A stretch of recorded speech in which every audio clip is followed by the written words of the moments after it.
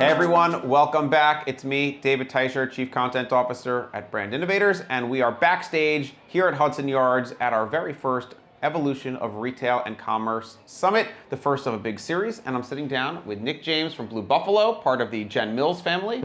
Thanks so much for being here. Yeah, thanks for hosting. Of course, of course. So let's, I guess, dive right into it for a second and do a little bit of a retrospective. It's January of 2023. We're almost 3 years now from the onset of the pandemic that raised a lot of questions and drove a lot of change for folks in retail and the CPG world. What learnings did you take out of it, and how does that impact your world and your work moving forward? Yeah, I think one of the biggest learnings, not just myself, but I think collectively the organization, is the ability that we have to adapt and we have to stay flexible as best as we can in an environment tied to, consumer needs, but also how do we harness those needs tied to technology, tied to content, and tied to activations, and leveraging, call it, three of those pillars to help keep, consumers engaged. But I think that's been probably one of the biggest learnings, I think, for myself, but also the organization.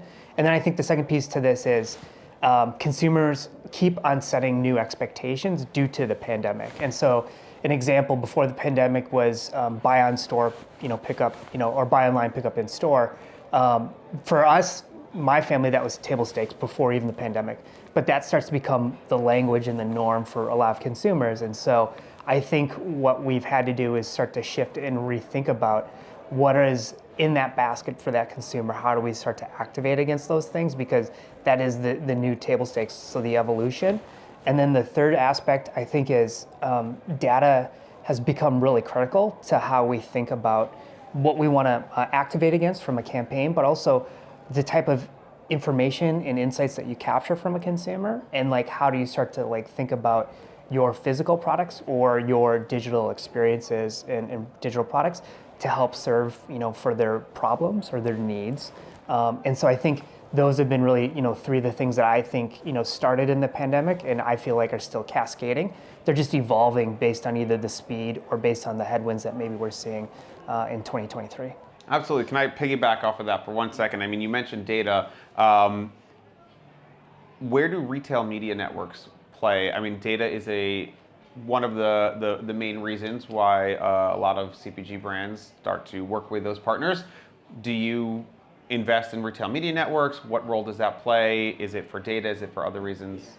We've made, I think, some big strides in regards to making stronger investments to work with our retail partners, because that's where the consumer makes their decisions, and they've also shown a strong return, based on those campaigns or those tactics of driving outcomes, true actions and outcomes for our business and so on for the consumer.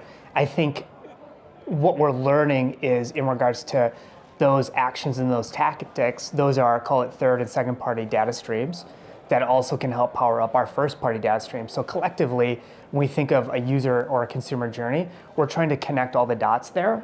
We have some opportunity there, but we also have some confidence of we are doing the right tactics and actions to bring those things to life. And I would say the one thing that we're starting to understand is each time we create a campaign and initiative tied to really all three of those data streams, we're learning one thing that's going to help move us forward. And I think it's more about the progress that's also helping us, call it, drive better decision making. And not just better decision making, it's more faster and more effective. Fascinating. Yeah. All right, so let's kind of move forward then, right? We just talked about the last 3 years of marketing through a pandemic, and there's no rest for the retail world now, because now we're talking about marketing through economic uncertainties and recession and inflation, and unfortunately, despite how it sounds, they don't cancel each other out.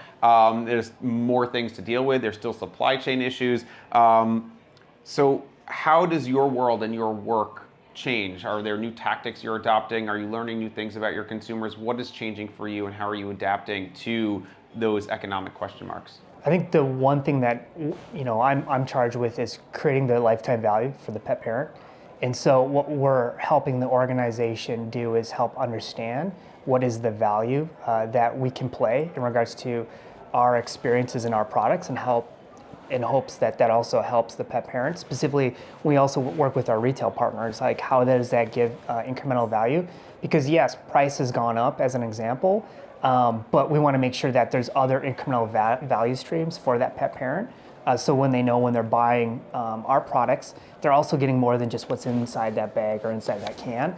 And so that's one critical piece. And then I think the second piece to this is also thinking about how do we still call it drive effective efficiencies across the media landscape in regards to building connections with the pet parents. So I think when we talk about recessions and as we've talked about data is allowing us to be a little bit smarter, a little bit more effective and more efficient in regards to how we reach consumers. So you could start to see how that starts to maybe elongate some of the dollars on how we spend and reach those consumers based on the critical touch points they need when we think about the consumer journey.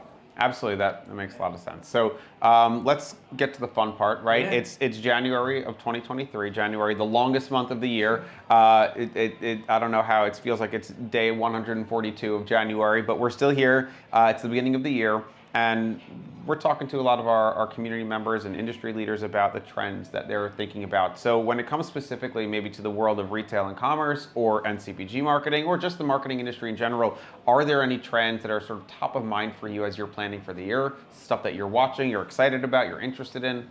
I think for us, it still gets back down to personalization. Consumer has expectations, and a lot of articles, white papers have come out about still the need of personalization. And so I think when we think of data and we think of content, how those two things interconnect and drive outcomes, either if it's through where they want to start with the brand or where they want to finish with the retailer, we're trying to get a little bit sharper there. And so I want to see like what those trends do. And I think there's some pretty cool technology coming out to help either harness some of those expectations. And so when people talk about unique identifier tools as an example, like those things I think help us call it capture and start to harmonize first, second, and third party data to help us call it reach those consumers. So that's like one.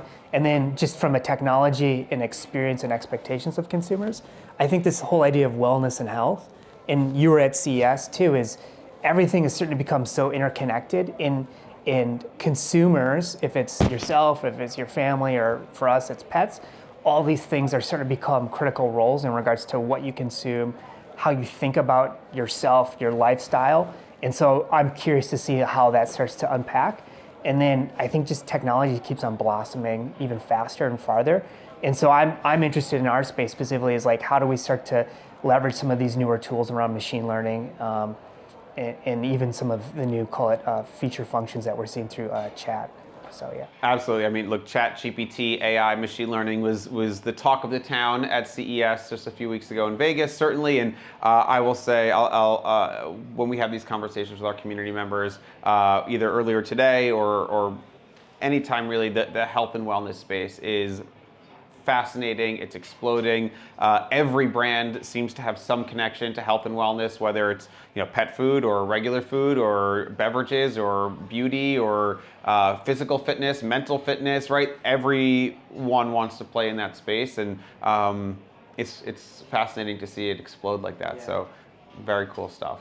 Let's go now to the challenges, right? It's something maybe we don't talk about as often in this industry as we should.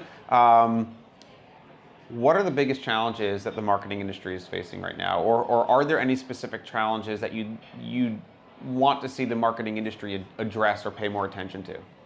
I think one of the things we're probably trying to wrap our arms around is the idea of privacy and security tied to consumer data. And so it's starting not just at a national level, it's starting to become a local level. And so I think it's critical for the marketing teams to work with legal and some of the security teams to start to understand and start to really have better dialogue there of how to service that. And I think that's just going to be something for the next couple of years we're going to see. I think the second aspect too is, I'm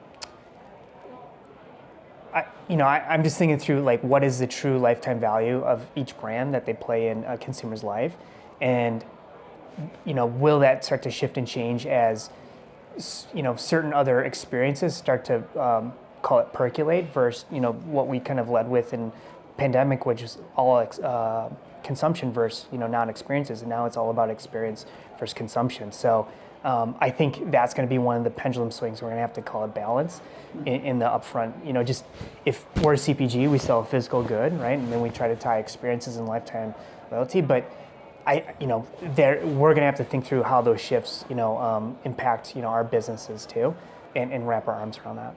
Cool. Well, Nick, thank you so much for being here. Thanks for joining me. Thanks for sharing with our community. And like I said, this is the first of a big series for us. So hopefully we'll have you back again soon. Thank you so very much. All right, I love it.